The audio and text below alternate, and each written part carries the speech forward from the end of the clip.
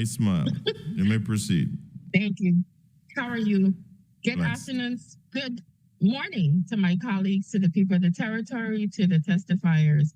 The first thing I would like to hone in on has to do with identifiable, because I do agree that from reading the piece of legislation, for me, I think do you believe that there's a need to define that word a little bit more, or does it just leave it open-ended? Because, for example,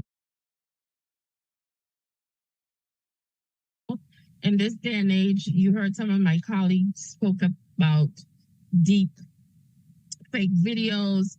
I currently am working on a piece of legislation for artificial intelligence, and I am fully aware of what, in our day and age, what is capable of being done. Do you think we should, or is just utilizing the word identifiable open across the board so it can be as effective as it needs to be?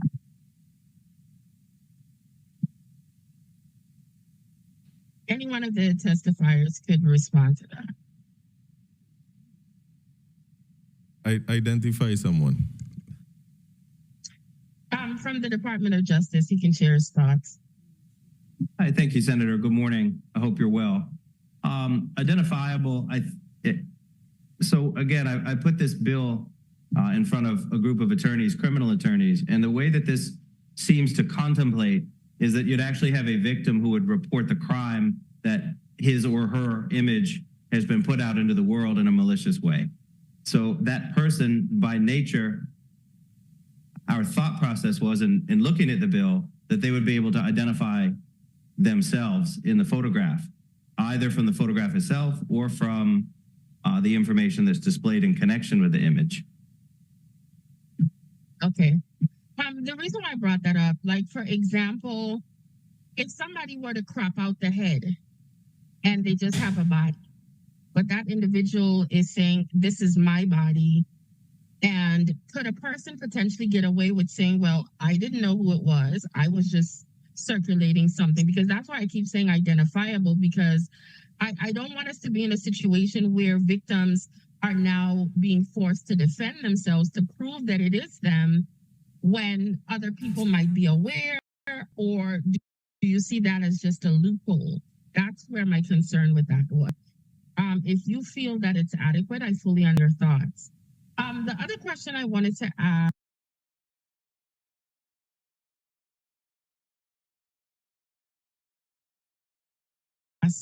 had to do with public information. I think this piece of legislation is a very important one. And I do believe that we do have to invest some type of, whether it's limited financing, to make sure that this information is pushed out to the public, whether we write it into the bill to say that there must be a public marketing aspect of it, because this is running rampant, especially with our young children, our teenagers, and even the adults that are affected, male or female. I think this has to do with things that ruin people's lives or cause them immense hardship. What are your thoughts about making sure that we do incorporate that into the piece of legislation? I think DOJ, that's an excellent idea. But I also think you need to build in some support for victims, because getting a case like this to trial is a deeply intimate process for the victim, because you're at the heart of the trial, have to expose the image that has gone out and caused all of this chaos in the community for this individual. So anything that can be done to provide support for victims, whether it's resources for a victim witness advocate, who could really not only work in this, someone described this earlier as not just, they described it almost as an assaultive offense. But if we were to provide resources for a victim witness advocate, someone who could deal with all range of sex crimes, because this is truly a sex crime as well. Definitely. 1 minute. This one, the question I want to ask, Ness, has to do with how do you actually identify? So, for example, you have a picture that's potentially shared around 1,000 times. How is it from the perspective of law enforcement or even prosecutors, will you be able to track back to find out who was the original sender? Because I could see that where you were discussing from the Justice Department, the need for making sure that mechanisms are in place to guarantee that it's a support from making sure you're able to even prosecute some of these situations. What are your suggestions specifically for being able to do so? I know we recently passed a law when it has to do with real crime centers. What are your thoughts? Well, I'll tell you, I think it's a very complicated question. It involves a lot of work with the victim. If you're talking the 500th time the photograph has been shared, the photo had to get out somewhere originally. So, it involves a lot of contact with the victim to find out the nature and the circumstances under which the photograph was taken, who it was shared with, who would be likely suspects to have begun the dissemination in order to create the harm and the harassment. But in terms of nuts and bolts, I mean, we do search warrants for technology companies all the time. WhatsApp is very difficult. We can generally get decent records from Facebook and Instagram. Other companies have less stringent or less strict retention policies. And also, as Senator Graff points out, under the misdemeanor, if it's a first-time offense, you only have a year to bring it to trial, or bring the charges rather. So these are very time-consuming things and a lot of records, which is why I think, Attorney Brooks, Deputy Commissioner Brooks hits the nail on the head in identifying that there may need to be training and resources attached to this for the investigators at VIPD. Thank you so much. I wasn't sure if I heard time, so I want to make sure I'm following. Yes, Did I time hear was called. time? Okay. Time was called, but you Thank may you so wrap much, up. Mr. Chief. You may wrap up. The only other question I wanted to ask had to do with a lot of the individuals that are victimized by this suffer from disrespect, suffer from loss of employment. Can we tweak it in a way that the same way we have created laws to make sure or attempt to create laws to protect others from arrests and being discriminated against because of their past, can we craft the law in a way that it's also inclusive, that the victims cannot be fired without probable cause? Like, just because you're getting fired just because you were victimized by this. Do you think this is something that could or should be done to protect the victim as well? Senator. So, Ms. Clemmer Lewis? Yes, Senator. I think that's a very good point, but we would have to put something in place with the employers, put some law out that they just can't terminate victims because they were involved, because we've seen many of these incidents in the local workplaces, and I've seen them where they fired them both the perpetrator and the victim. So there needs to be maybe the different workplaces, there has to be either HR policy or some policy in place to cover the victims. I also want to add quickly that you're right, once this law is passed, we do have to do education, but we don't have to add extra money to that. You got the Victim Advocates Group. We are more than willing to put the information out and educate. That's part of our job. So we will cover the education piece once the law is passed. Thank you for mentioning that as well. Not a problem. And thank you for letting us know how seriously you are participating in making sure this happened. Thank you, Mr. Chair, for the additional time. Thank you, Senator Francis Heiliger. Now we'll move to the, good afternoon. Everybody see? Let's just make sure your camera is on again.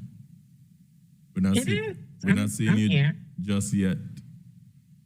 There you go. There you go. You may proceed. There you go. Good afternoon to my colleagues, to the testifiers, to the people of the territory. My first set of questions have to do with DLCA. Have you guys ever engaged or potentially might think of having like a private shoppers program. I know a lot of the enforcement officers cannot be at every location in the territory, but have you ever thought of engaging individuals to go out into some of these locations to collect data or information to potentially help protect the public from potential infractions that you might never be able to come in contact with on a day-to-day basis? Yes, Horace Graham, Assistant Commissioner. I'm not sure I heard you clearly, but I believe you said if we have engaged the private sector in some sort of a specialized program to sort of support our enforcement activity. Yeah, like private shoppers. Private shoppers, sometimes yes. you send people into stores and businesses, they buy something that's outdated just to make sure these people can't say, hey, it didn't happen. Have you ever tried stuff like that? Yes, Senator. We started a process with a private shopper service where we tried to have a private sector group work together with us. I'll have to get the details of where that fell by the wayside. It looks like there was some forming of a nonprofit organization, and it kind of collapsed at that point. But we certainly believe in that process. We realize that the public much broader could do for us more than we might be able to do individually. So for sure, that is something that we will be looking at, Senator. Well, please, through the chair, I would definitely request that information as to the data or collection as to how this process is working or why it might have fallen to the wayside, because I think it might be something positive that could assist us in being a lot more involved in understanding what's happening to our consumers when our enforcement officers can't always be in every location. Slow down for As me. it relates to Stop yes. 1 second for me. I'm gonna return your time. Just be clear on your request through the chair so we could make sure that we get it.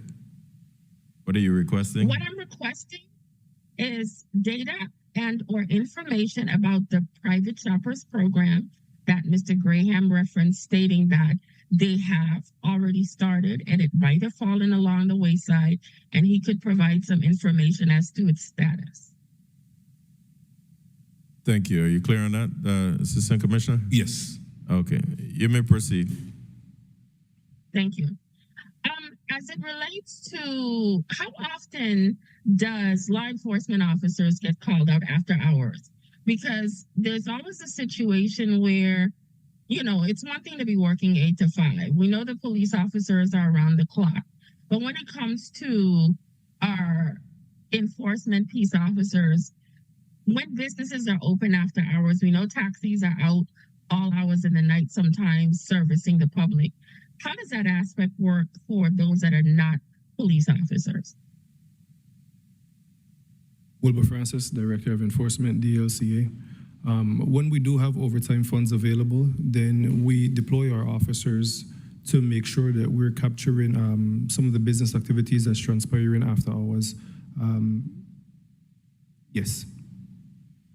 So it's dependent on you having overtime funds. So you live within your budget means. That's what you're saying?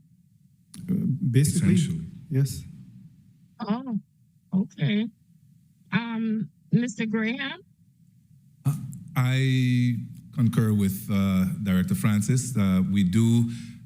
There are other opportunities for our officers to engage in after-hours activities, and sometimes that means that if they're working together with the Virgin Islands Police Department, in the past they have, I want to commend them for that. That even while on duty in other areas, they have looked into matters pertaining to DLCA. So, but yes, as long as there's overtime funding, we normally schedule our officers to be able to do some evening or late night enforcement activity.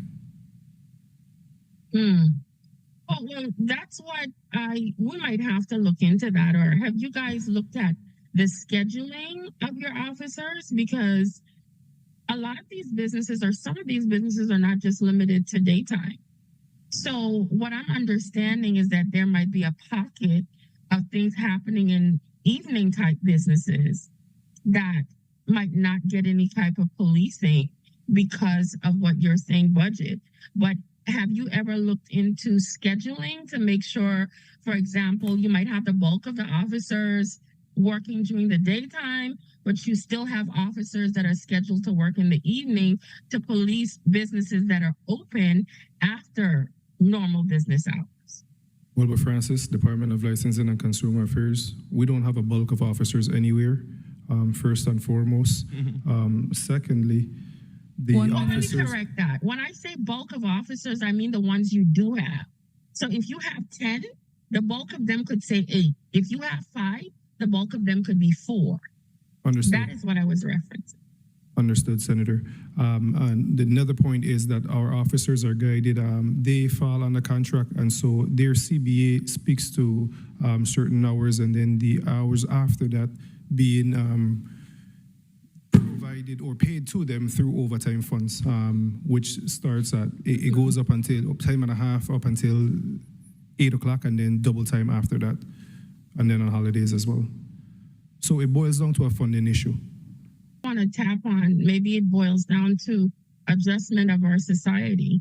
And the reason why I say that is I know that years ago we might have gotten away from functioning through the regular 8 to 5, but as society advances, Time. some of these jobs, some of these different things need to be negotiated a little bit differently because our world works on different shifts. You have morning, there's second shift, there's third shift. And there are some certain jobs where enforcement is necessary in the evenings because businesses just don't run 8 to 5.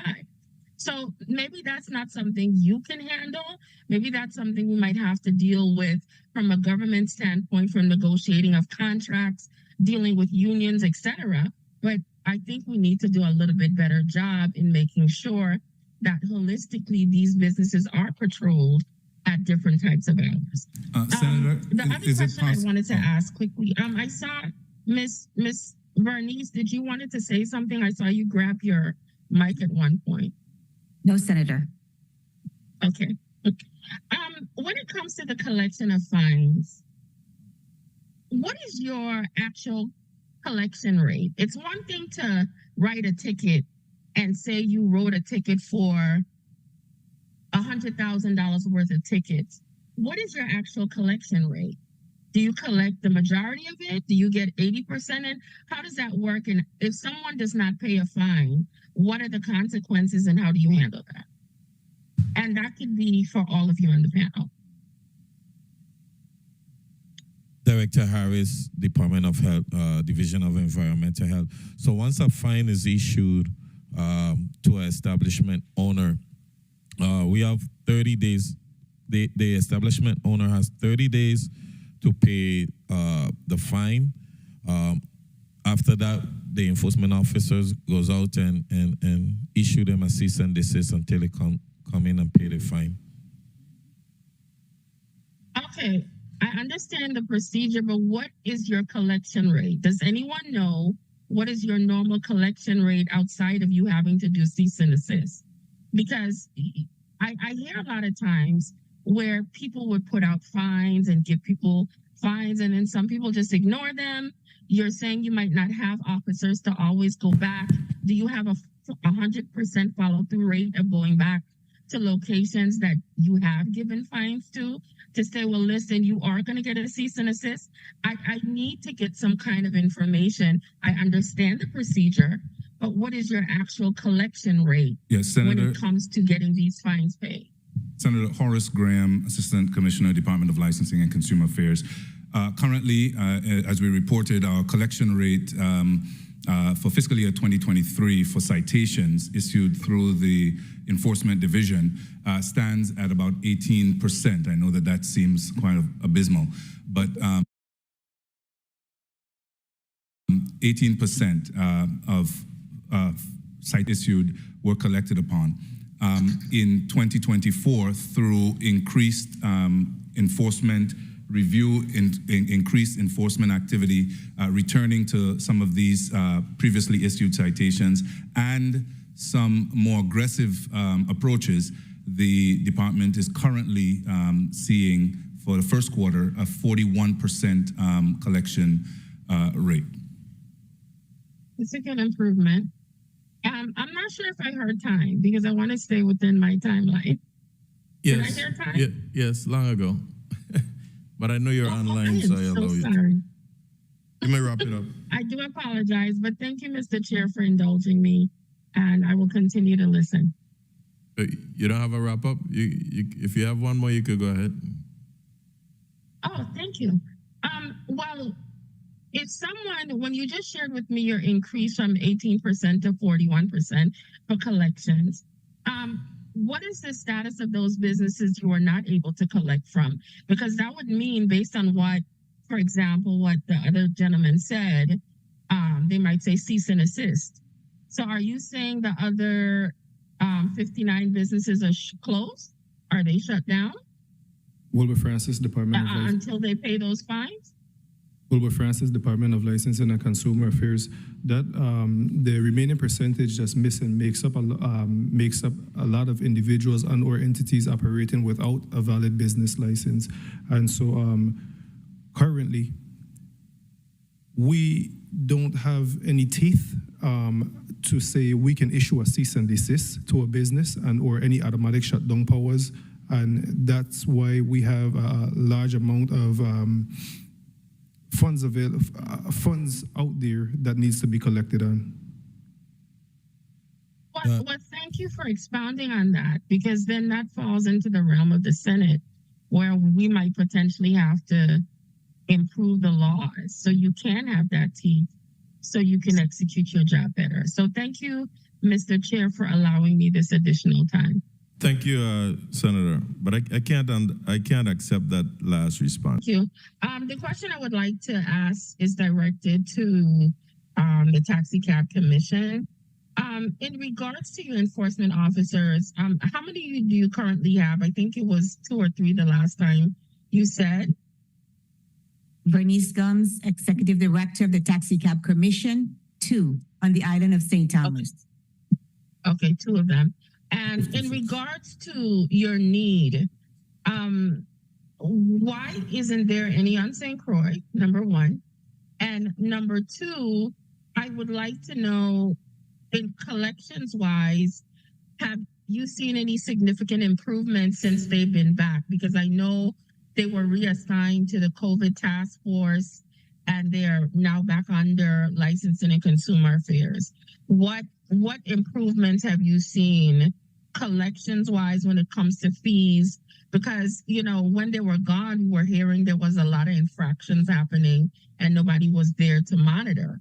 So what changes have you seen or improvements since they have been back under DLCA? Bernice Gums, Executive Director of the Taxi Cab Commission. The one officer out of St. Croix retired on August 31st last year. As it pertains to the collections, there was no benchmark that I can use to say whether or not collections have improved. What I can say is since I got there from FY22 to now, we have collected $2,200 in citations. What? $2,200 in citations. Oh, okay. And how many citations were those? 10, I think. About 10, roughly 10. Okay.